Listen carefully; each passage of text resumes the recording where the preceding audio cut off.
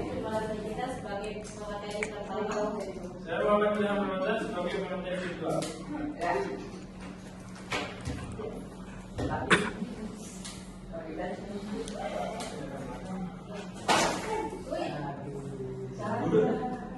Dalam era globalisasi, perkembangan teknologi yang semakin pesat, setiap organisasi dituntut mampu beradaptasi dengan perubahan yang terjadi secara dinamis.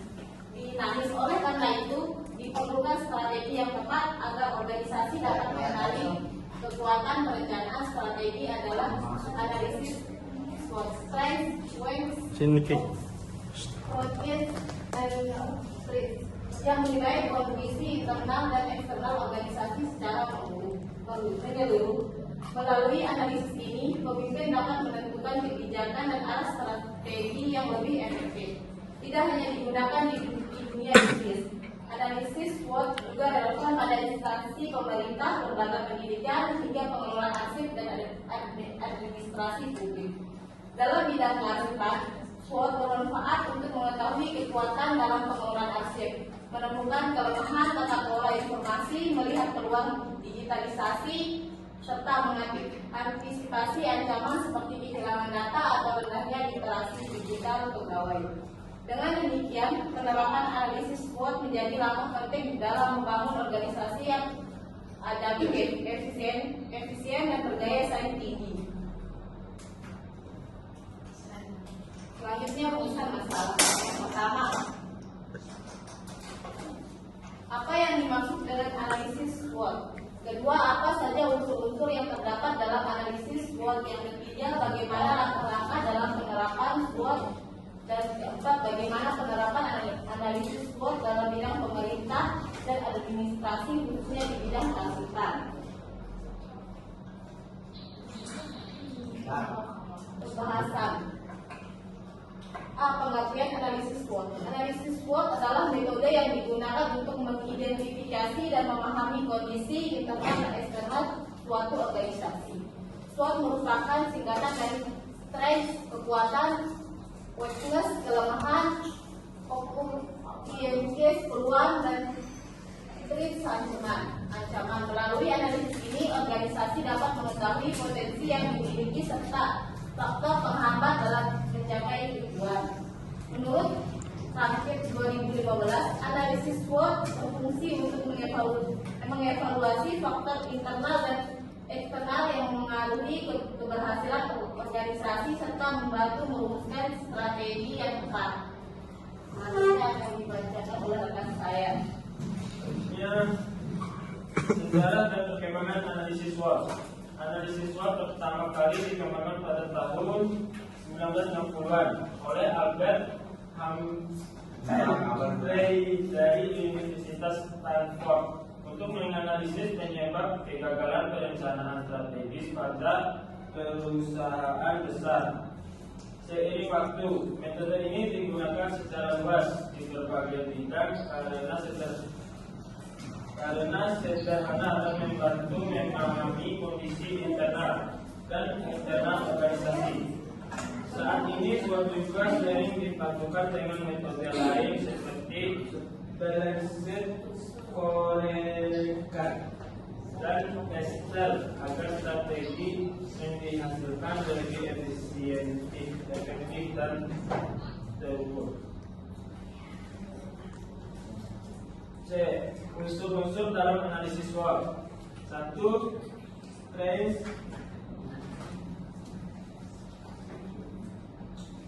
Kekuatan merupakan faktor internal yang memberikan keunggulan bagi organisasi dibandingkan pihak lain. Kekuatan dapat berupa sumber daya manusia yang kompeten, sistem kerja yang efektif, dukungan teknologi, budaya kerja yang baik, atau reputasi yang positif di masyarakat. Contoh kekuatan dalam lembaga pemerintahan misalnya adalah adanya regulasi yang kuat, dukungan dari pimpinan dan pegawai yang memiliki kemampuan teknis yang baik. 2. Weaknesses. Kelemahan adalah kondisi internal yang menghambat organisasi mencapai tujuan. Faktor ini bisa berupa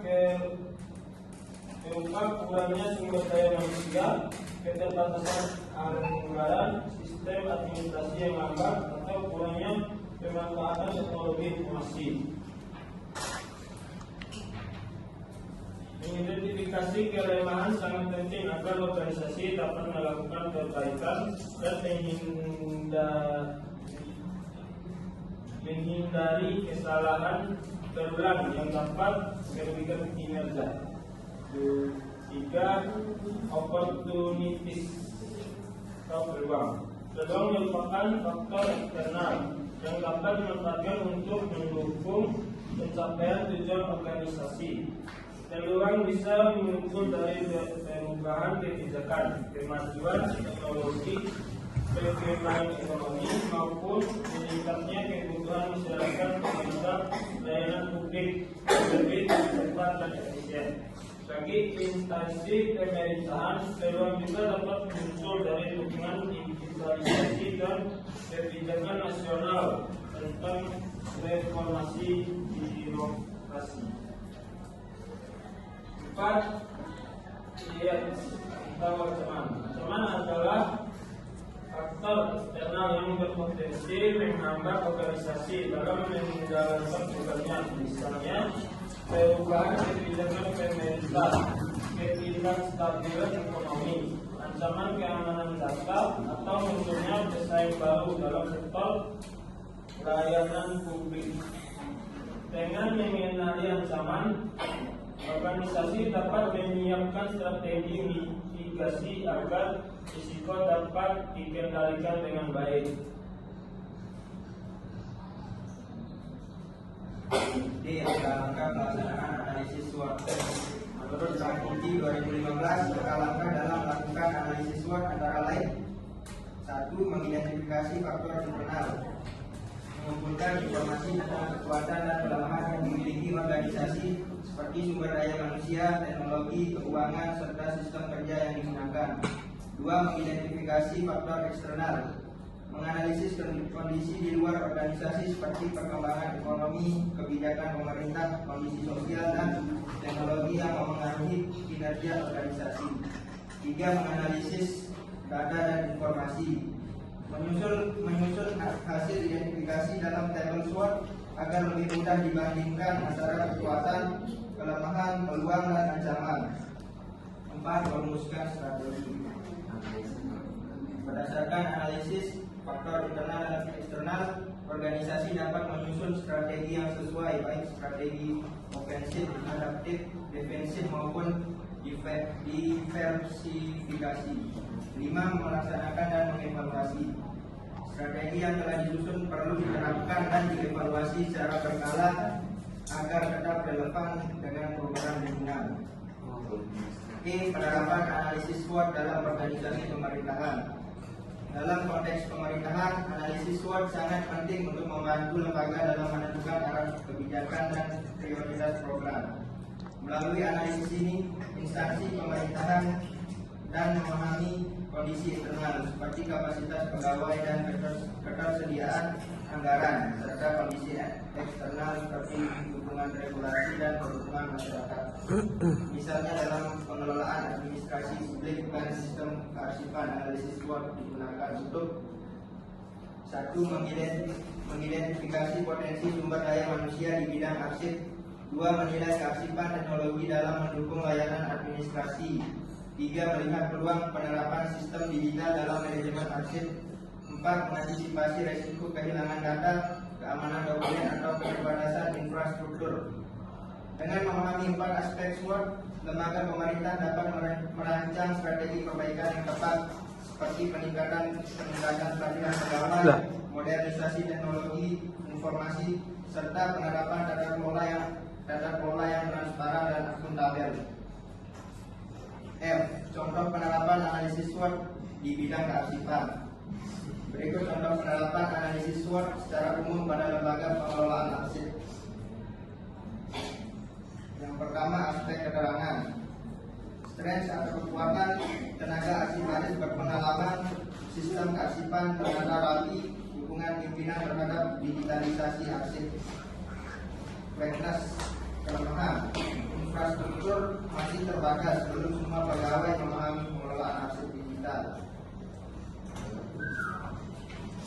Oportunis atau peluang, dukungan kebijakan nasional terhadap sistem pemerintahan berbasis elektronik, kemajuan teknologi digital. Dan terakhir, threat atau ancaman kehilangan data akibat serangan cyber, kurangnya anggaran pemeliharaan sistem.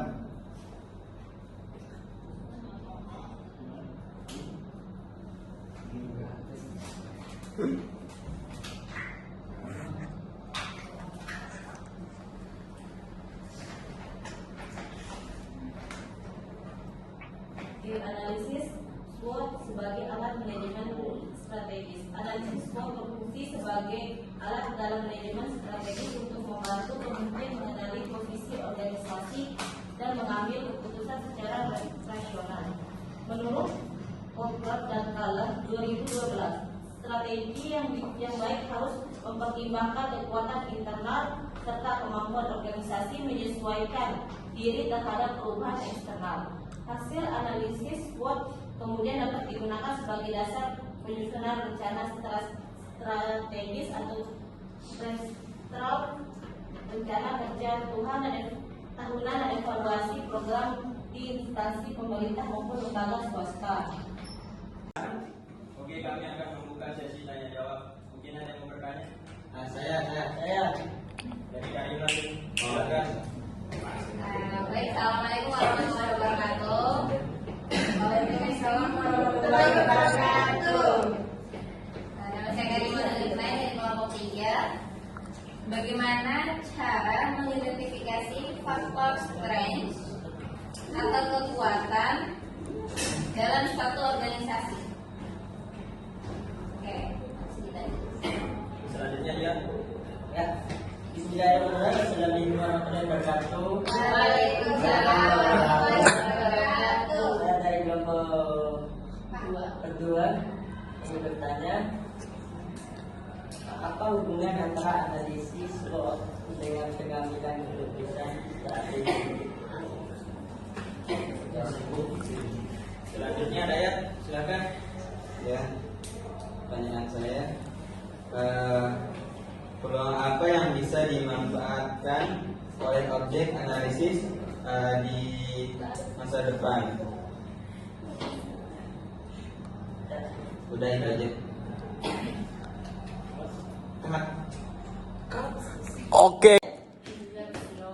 Ya, saya akan menjawab pertanyaan dari Karimatul Isnain. Pertanyaannya adalah bagaimana cara mengidentifikasi faktor strength atau kekuatan dalam suatu organisasi. Untuk mengidentifikasi faktor strength atau kekuatan dalam suatu organisasi, kamu bisa menggunakan pendekatan analisis SWOT. Fokusnya di sini adalah pada bagian strength atau kekuatan, yaitu faktor internal yang menjadi keunggulan organisasi dibandingkan pihak lain. Berikut langkah-langkahnya.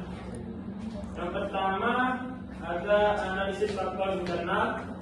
Yang kedua atau bandingkan dengan pesaing atau standar industri. Yang ketiga gunakan data dan bukti nyata. Dan keempat libatkan pihak internal.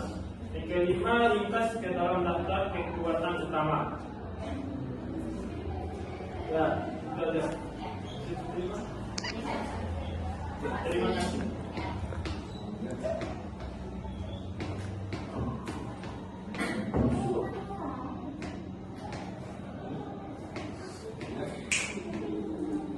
Selanjutnya saya akan menjawab pertanyaan dari Dion. Pertanyaannya adalah apa hubungan antara analisis SWOT dengan pengambilan keputusan? Hubungan antara analisis SWOT dan pengambilan keputusan sangat erat karena hasil dari analisis SWOT menjadi dasar penting dalam menentukan arah, strategi dan keputusan organisasi. Berikut penjelasannya. 1. Analisis SWOT sebagai alat dasar pengambilan keputusan. 2. Membantu menentukan prioritas strategis. 3. Meningkatkan rasionalitas dan objektivitas. 4. Menjadi dasar dalam perencanaan strategis. 5. Membantu evaluasi keputusan. Berikan satu sederhana. sederhana.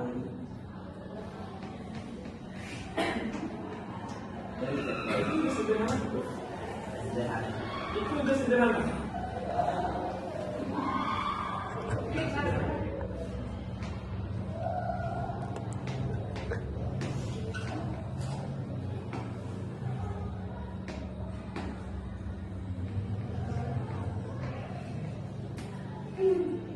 Yang sederhana dalam bentuk apa ini? Misalnya sebuah perusahaan.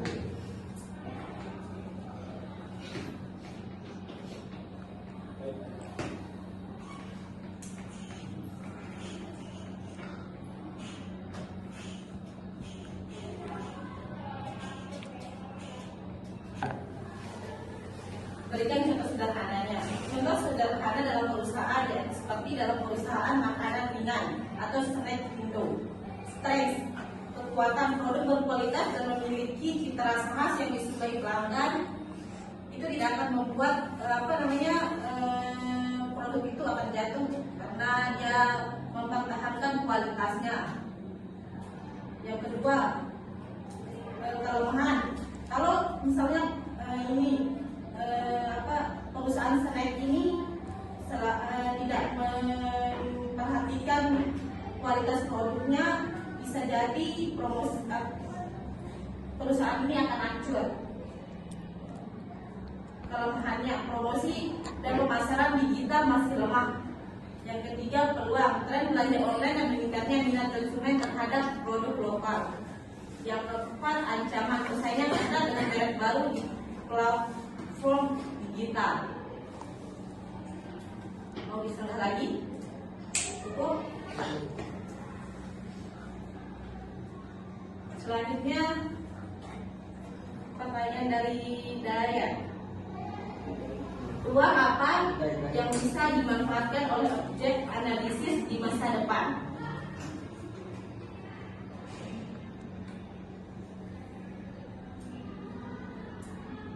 Peluang yang bisa dimanfaatkan oleh objek analisis di masa depan yakni seperti kemajuan digital, dukungan kebijakan pemerintah, kerjasama dengan jaringan, kebutuhan dan kesadaran publik yang meningkat, globalisasi dan akses internet yang semakin akan besar akan memungkinkan di masa depan. Oke, terima kasih.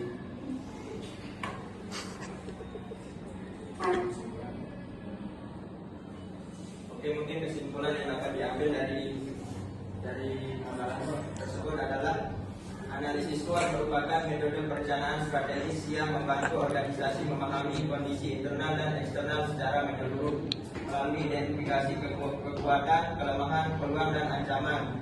Organisasi dapat menyusun strategi yang lebih efektif dan efisien dalam konteks pemerintahan dan kearsipan. SWOT mendukung peningkatan kualitas pelayanan, pengelolaan data yang lebih baik, serta transformasi menuju sistem yang profesional dan berbasis teknologi. Secara keseluruhan, SWOT tidak hanya menjadi alat analisis, tetapi juga pendekatan berpikir strategis untuk menghadapi perubahan lingkungan yang dinamis. Terima kasih atas perhatian dan waktunya. Mohon maaf bila ada kesalahan. Wassalamualaikum warahmatullahi wabarakatuh.